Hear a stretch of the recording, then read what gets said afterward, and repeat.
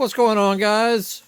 If you're applying some new decals, some new number with backing onto your dirt bike, easy tip for you. Not only do the number plates have to be clean, grease-free, oil-free, make sure you clean them either with soap and or contact cleaner, something that makes them extremely clean. I just use regular soap and water at first, and then if there's anything left, you can just use a little contact cleaner spray or brake cleaner spray. Just make sure it's really clean and dry before you begin. It's also best, of course, for the plates to be mounted on the bike so you have a nice firm surface to work with. But here you go. Let's say, for instance, we're going to install this front graphic. Easiest thing to do. Just tear half the backing off at first and then put little ears up top, with the backing you just removed. That way you have something to hold on to up top there. And then you can align the bottom at first because it won't stick at first. Get it all aligned down at the bottom. Then you can, make sure that it's nice and straight on the edge of the number plate there. Get it all fixed the way you want it. Hold it with your hands. Then slowly start from the middle, especially if it's a kind of flat plate like this. You can start from the middle and work your way up. If you mess up, you can just pull it off and start again, but you'll only have half of it to deal with at first.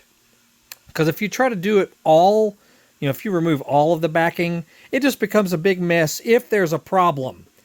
If you've got it off, or you got a bubble in the middle or whatever, So that's how I do it. I just tear half the backing at first. Then I make sure I get everything lined up, stuck at the top. Then you can peel it up, remove the bottom of the backing, put a couple more ears along the bottom right there, just like I did there. Then you have something to hold on to that won't affect the adhesive of the back. And then you can just make sure that you go from the middle out. Make sure there's no bubbles anywhere. Just go slowly. Take your time. Now, when you're dealing with a curved edge like, this, where the exhaust is, it's got a little curve to it. You'll start from the top. I still will tear half of the backing off and lay that on first and just make sure it's nice and perfectly aligned how you want it. Lay that all down. Then you'll go no bubbles, of course, no flaws. Then you can peel that up, pull the rest of the backing off, and just work your way down from the middle around the curve right there and just apply it nice and slow. You should be nice and perfect with it. If you have any issue with a little bubble that's aggravating or not going away, you can use a stick pin or a little razor blade and poke right in the middle of it. You can also use a heat gun or a very powerful hair dryer, and that will remove the bubble. As long as you have a little stick or a little blade cut right in the center of it. You can be real small with the cut. You'll barely notice it, once it's done. Same with this guy here. The key is, to take your time, leave the little ears up on the top up there so you can hold it and make sure that it's aligned perfectly, before you really commit to it. And that's all there is to it. Same with doing graphics like this, which I've already done. Notice they are also pretty much perfect. I've been doing graphics and applications like this for more than 30 years. So it takes a little practice. And always, always, always start with brand new plastics.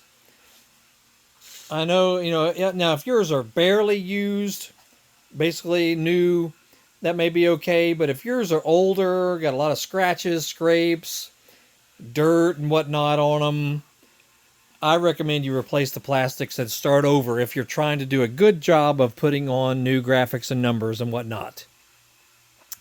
And that's just my recommendation. And this is my 2023 CRF450RWE Works Edition. I also just did some new IMS Pro foot pegs, did a Cherbis frame guard on the side.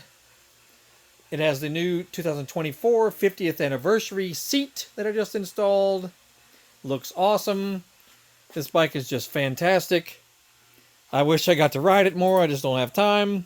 But it is just a terrific freaking bike that looks awesome and is awesome. Holy crap. Fantastic. Anyway, check out our other channel. We got our stuff on our channel. We got more than 2,000 videos relating to cars, dirt bikes, ATVs, scooters, motocross bikes, Harley Davidsons, sport bikes, gold wings, classic cars, hot rods, cool stuff, So always subscribe to the channel and you'll get notified when we do anything new. And that's it. And we got eBay store, so check out the social media links in the description. And if any YouTube video helps you out, make sure you click the thanks button that's underneath the video screen and shoot us or any YouTube channel that's monetized a donation for the video they gave you. Because videos are great and YouTube is free. So help us out with a little donation if we helped you. Same with any other channel that helps you out. Y'all have a great day. See y'all later.